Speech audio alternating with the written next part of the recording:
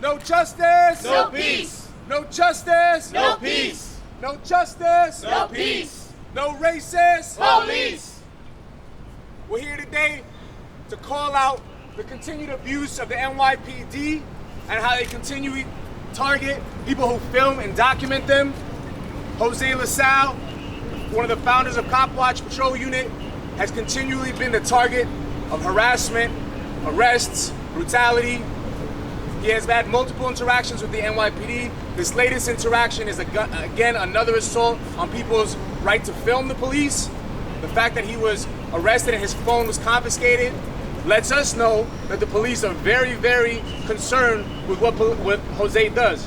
What Jose does, and what he's inspired countless other New Yorkers to do, is to hold the police accountable.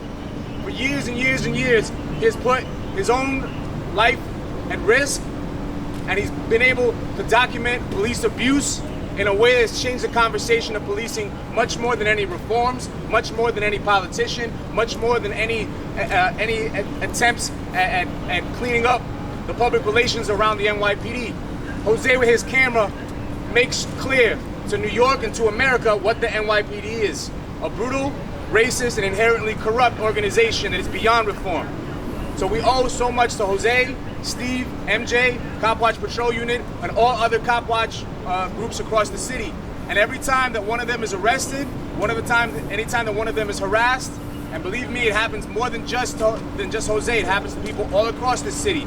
Check all the lawsuits, check all the newspaper clippings of people who've been roughed up just for putting a camera on cops.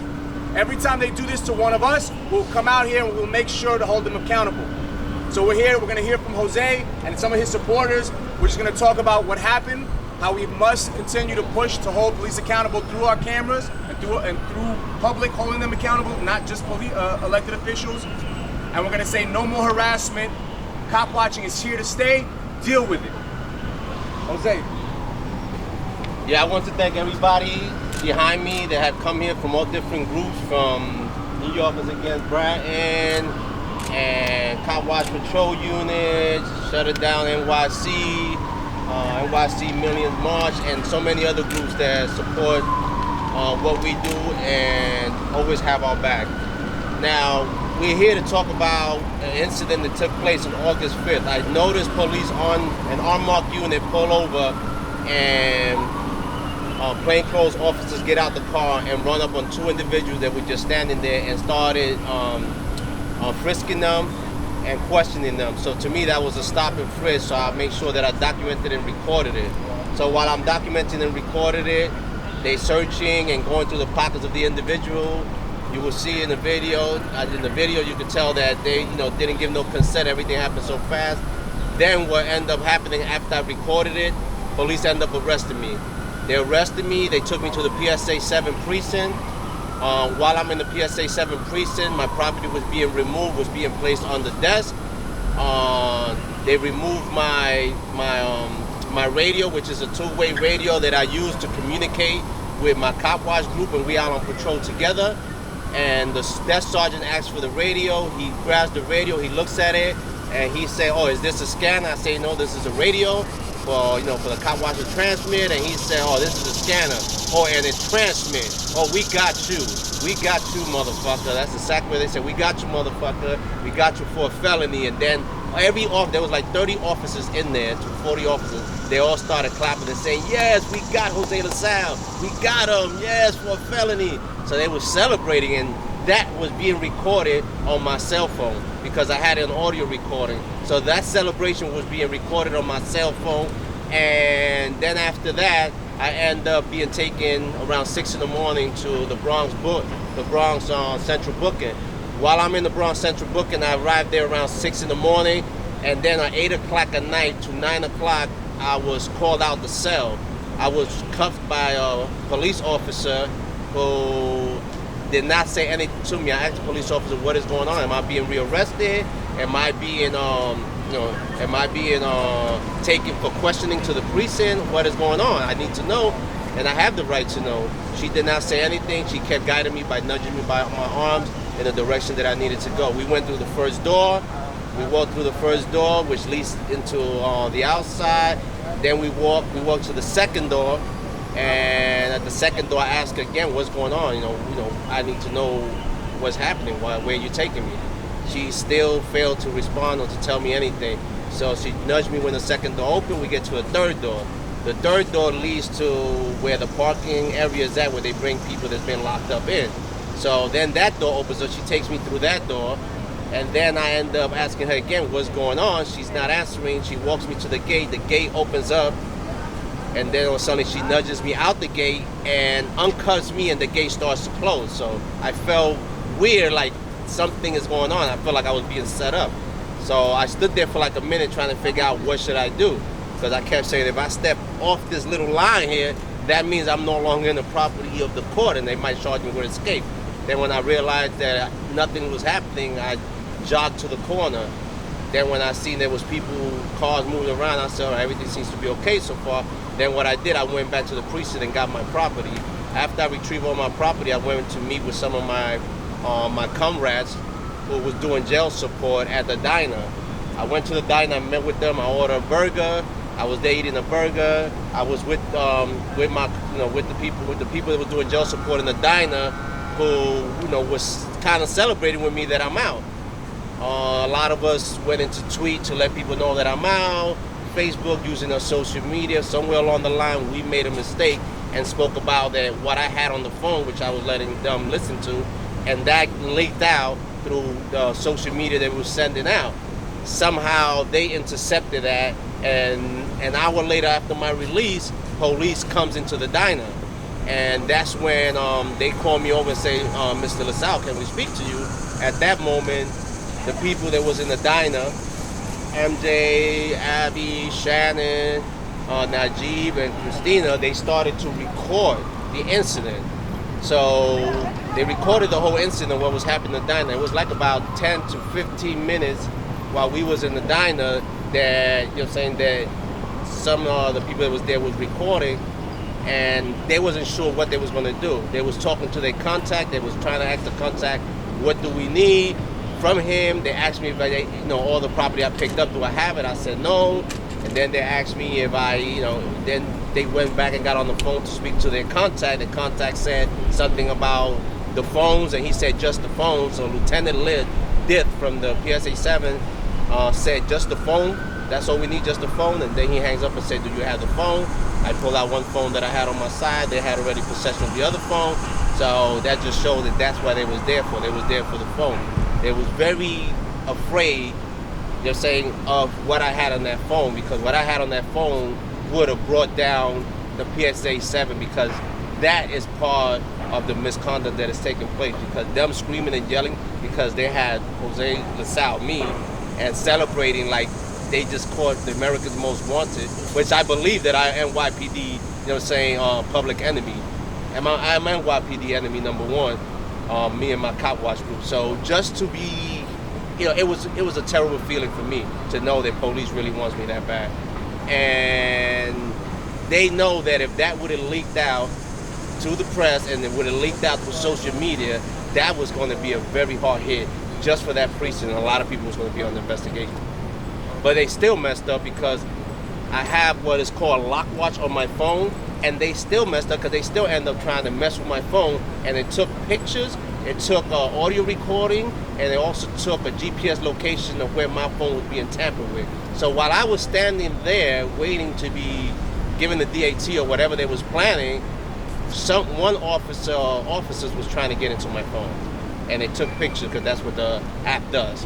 So I have two attempts on my phone, which it was not in my possession and it was in their possession. And that just shows that they wanted whatever was in that phone. And they know what is in that phone. And I know that they're going to try to destroy the evidence, because they'd rather be accused of destroying the phone than being accused of how they was acting when they thought that they had me for a felony. And then the felony would drop, and then they give me a DAT for disorderly conduct and obstruction of administrative justice.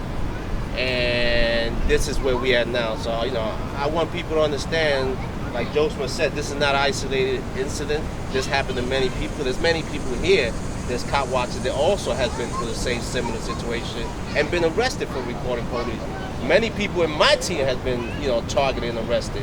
And we need to make sure that the city council and everybody else understand that we need to be protected. Videographers need to be protected just like anybody else, because the simple fact is we're putting ourselves on the line to make sure that we document the misconduct that is taking place in the community. CCRB is not going to do it because they're not going to be in our community recording with cell phones what's happening. They're not going.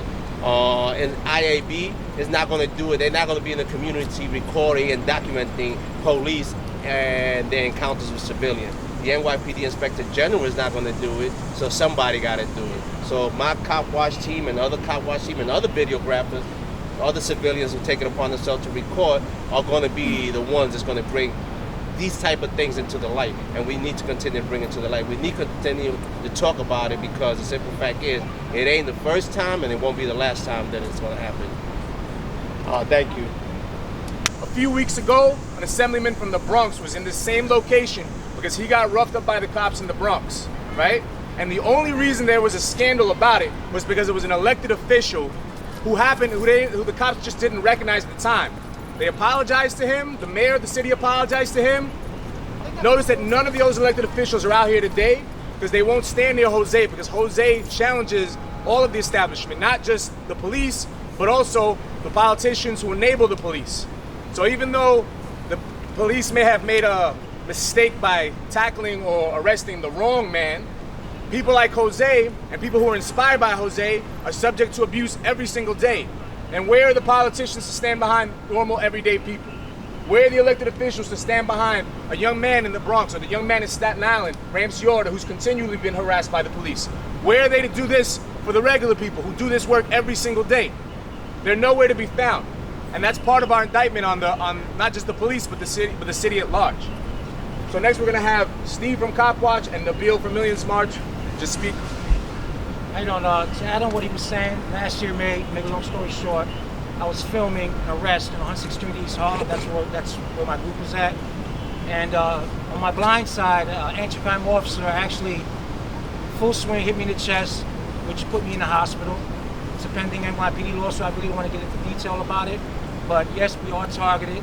Yes, we do get harassed, and yes, we do get abused by the NYPD for filming them while they're interacting with the public. Thank you.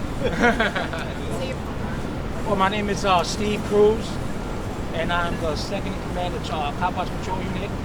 So, Yeah, Steve. Thought that speech would never be over. I know, right? short, precise. My name is Nabil Hussein. I'm an organizer of Millions March NYC. Just want to tell a brief story that helps show that what happened to Jose is not an isolated incident. So I was one of the 7 protesters who were arrested at the home of the Brooklyn District Attorney Ken Thompson in the early hours of April 20th in protest about the no jail time sentencing for Peter Liang, the cop who murdered Akai Gurley. When we came, with just drums and banners, we were just doing some chanting at the house. 7 of us who were arrested, taken first to the 88th precinct and then to central bookings.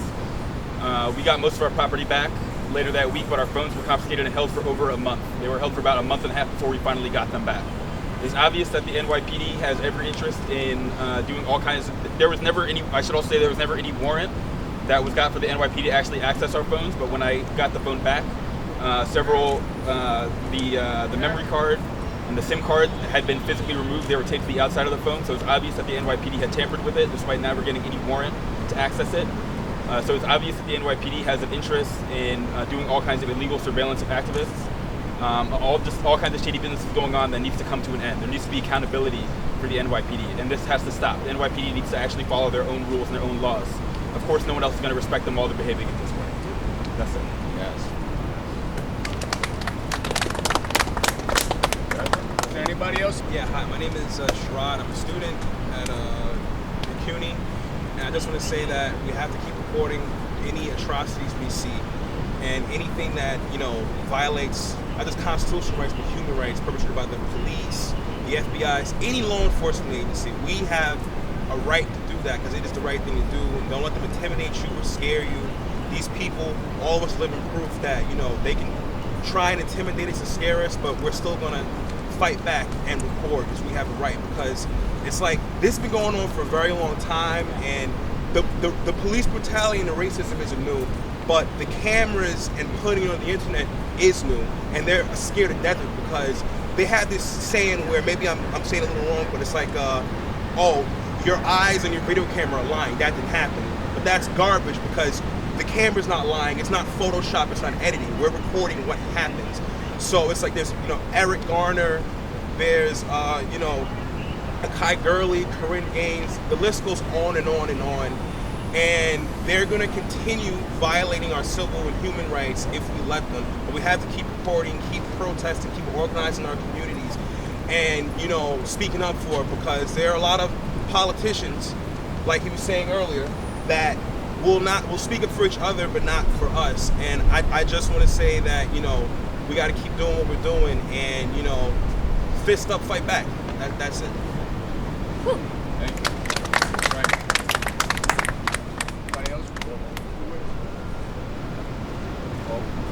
So just to close out, I guess some of our demands would be the immediate return of Jose's phones, right? His rightful property, an investigation into what happened. Yep. Really at this point, can we even trust the police to investigate themselves? We need some of these higher powers to be able to come in and take a look at what happened to Jose, but what happens on an everyday basis to people who are harassed and intimidated when they're trying to film police. We're also here to say, I speak for at least myself to say, this is also, cop watching is the solution to so many of the problems that we see with the police and accountability in the city. Body cameras that are embraced by police departments, that are used by police departments to further their surveillance powers, are not part of that solution.